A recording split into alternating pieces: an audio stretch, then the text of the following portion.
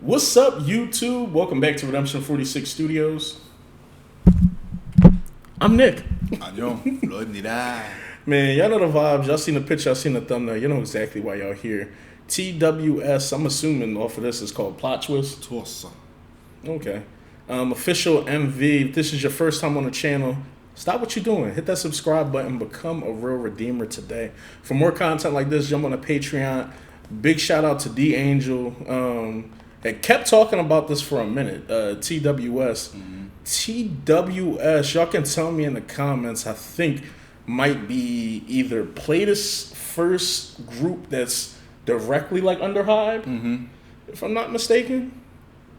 I think that's kind of how this works. It's a lot going on with the labels. Yeah, because I mean, technically, Platus is already underneath Hybe, and I think Hybe is one of those companies when they purchase you, they kind of let everything still go as a well-oiled machine, and they don't rock the boat too much in affairs, if I'm not mistaken. Oh, okay. But like I said, the way people kind of was wording how this group is set up, this group is definitely like a Hybe group.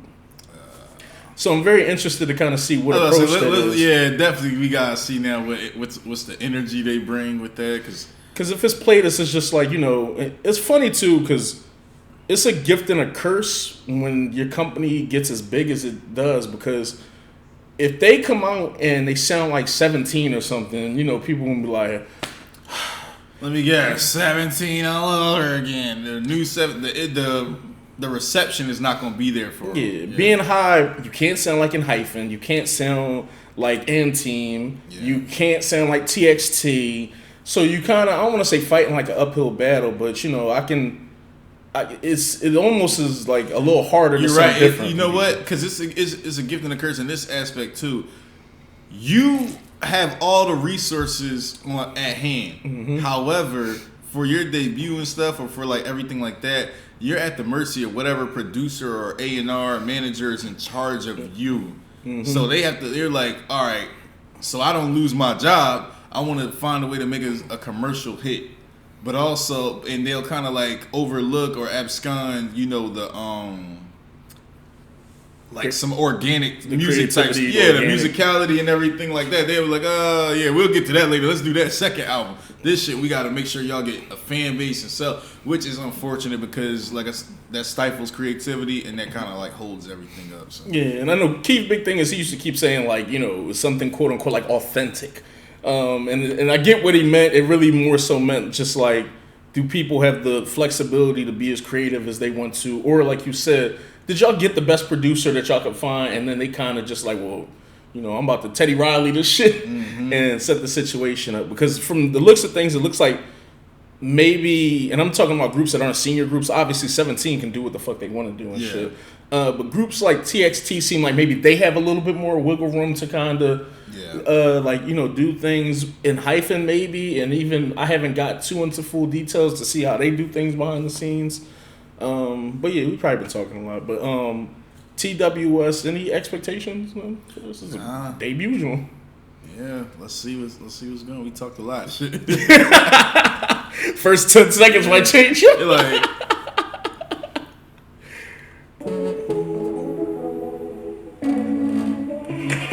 God's here.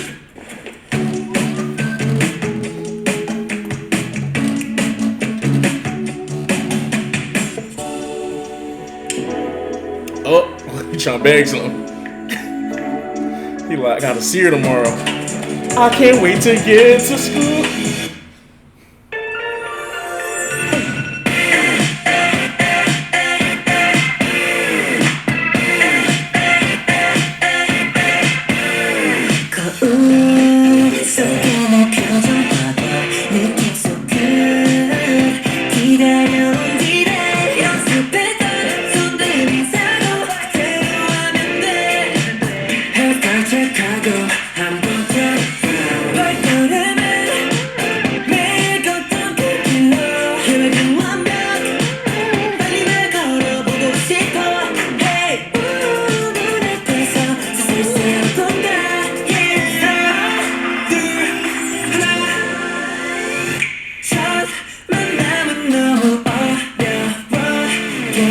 He got the vibes in there. Shout out to him.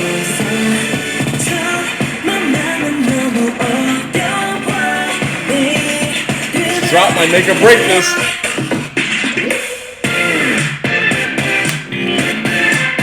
Okay. Hey.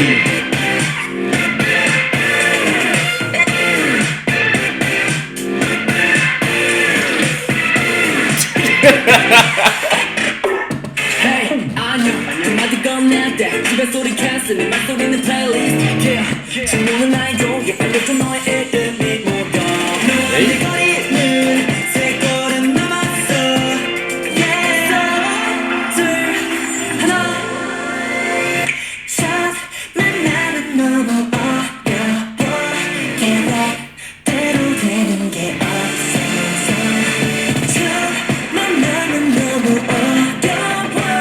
내 이름은 나야. 이 순간을 일상화하고 조금은 뚝딱거려져.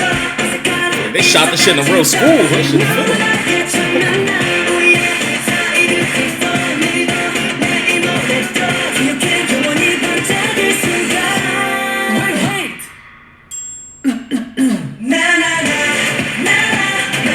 Water Korea.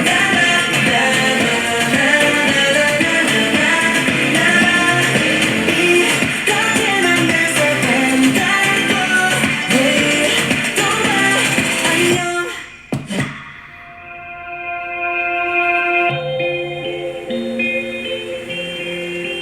That's part about to turn into something.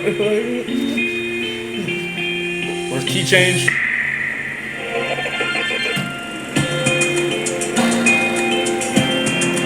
I want to hear somebody talking this shit over this beat. I've been waiting to see you all day since I've been in school. Silent Gate on my loved ones. 24/7 with us. Is that what that means? Tulsa? I mean, at least I don't think so. No, we gonna fact check. Because I know the title of the song is like First Encounters. Oh, okay. And that's what he was saying. Because it sounded like he was mapping out his, ironically, the first encounter, just things to kind of say to get right, so he wouldn't fuck it up when he seen her. Make sure y'all subscribe, man, and jump on the Patreon. Definitely getting into more of this TWS profile. 6-member group from Playlist Entertainment. They released Homage on the Hornet made their debut. What's the name? What's going on?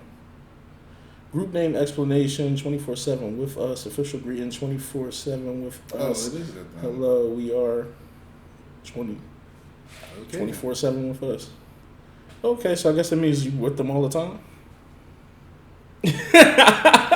That's another conversation for another time. As far as like the K-pop like names go, because at this point it's gonna be hard to pick a name and hard to do like a concept. I'm not gonna lie, the overall vibe and feel of this though, I actually like this a lot for like a debut song. For I think with boys, a lot of times this ends up being like the B-side to show that they're cute or something like that, as opposed to like the debut song. It's funny we were talking about 17.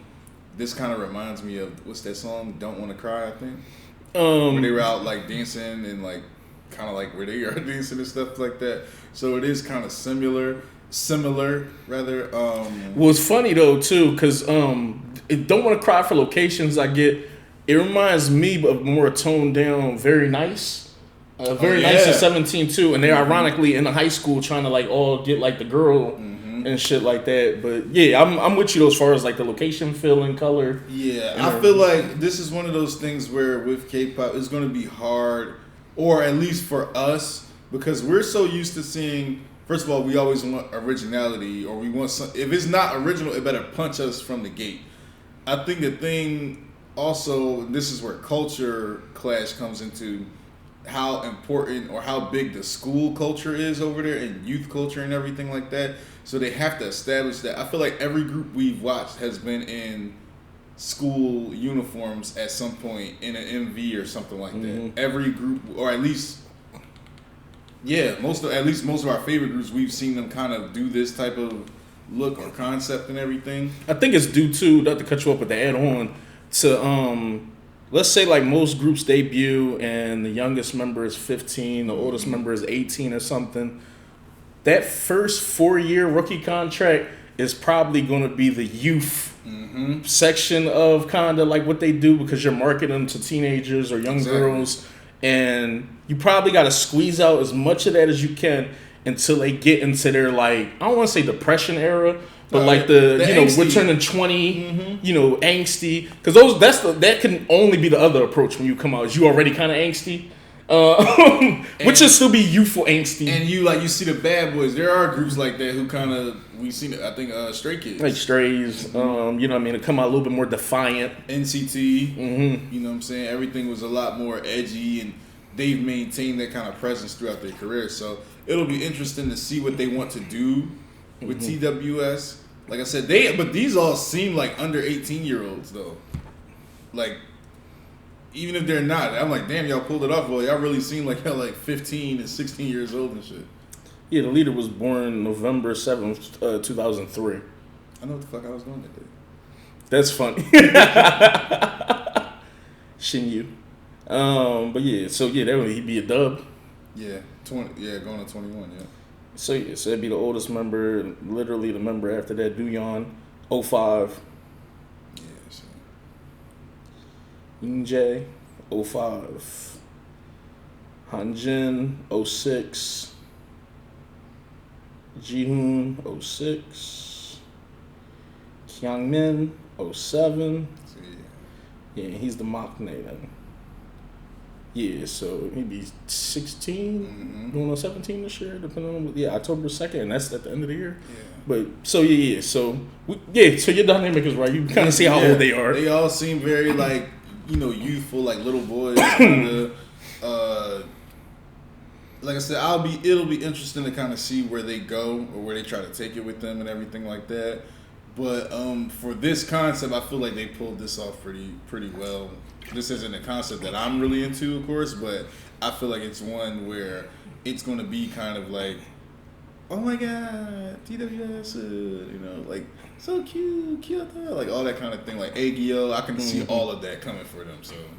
Yeah, in my mind too, first off, I really do fuck with the song. I thought the drop was decent and the production was actually decent. Like you said, once you get into like the schoolboy era, it's very hard to differentiate yourself from everything other groups did, because there are some iconic schoolboy era looks and just songs from certain groups.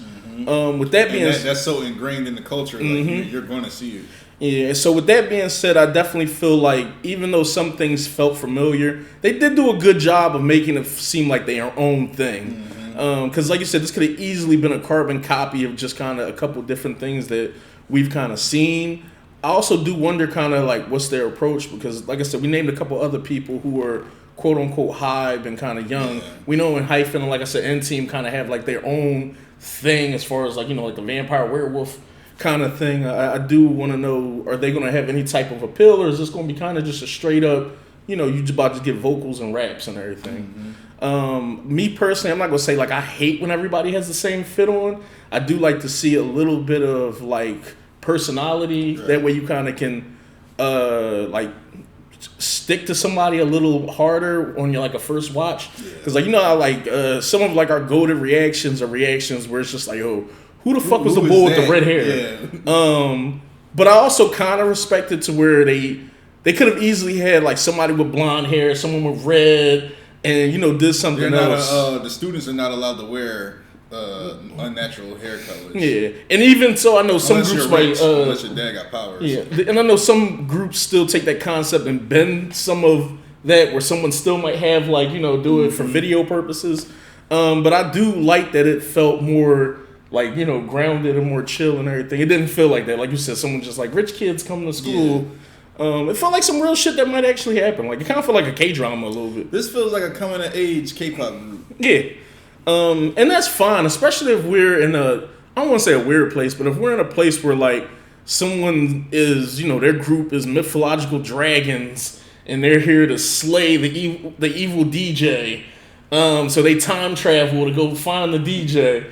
Like, you know, sometimes it's cool just to hear like young boys like, nah, I just wanted to talk to her when I seen her at school, because that's something I think that's very relatable to almost maybe 99% of, you know, like boys, you know, and that's regardless of gender, whether you want to talk to a dude or a girl, whatever it is. Like everybody has that feeling like, yo, I can't, you know, wait to get dressed. I'm gonna see the person that I like at school, and I think that's gonna be relatable probably forever. Mm-hmm. Very much so. So, you know, I also do like the jumpers with the Tims. Tims might need a check. They had a lot of butters on here and shit. One too. Yeah, I was like, oh, okay, so you know, it's some shit. Wish someone would have stuck out a little bit more. The way the production was on here too, I don't think it kind of gave anybody a chance to like stand out. Rapline did at first a little bit, and I heard someone hitting notes in the back. And I felt like when they got into that last part, they could have had someone just kind of like step in and kind of like go a little bit. But on the first watch, it did what it's supposed to do. It made me intrigued. It piqued my interest, and it makes me want to know, like, see a little bit more. Anything else stuff from you? Oh, no, I'm good. Yeah, so like I said, The Angel, shout out to you, because you definitely was like the main one, kind of just like, yo, check them out and everything. That's hilarious. Which one was the girl though? I feel like when he went in and they all just turned around and looked, it's like, who's he trying to bag? Yeah, it's funny too. They started checking shit off on the list. Like I think I approached her right. Started the convo. Yeah, they were supposed to be hooping after that too. The joint is nice out there. I was like, where the rim at? But yeah, man. So yeah, make sure y'all subscribe. Jump on the Patreon. Getting in some more of this. Love y'all. We're gonna holler at y'all. Peace.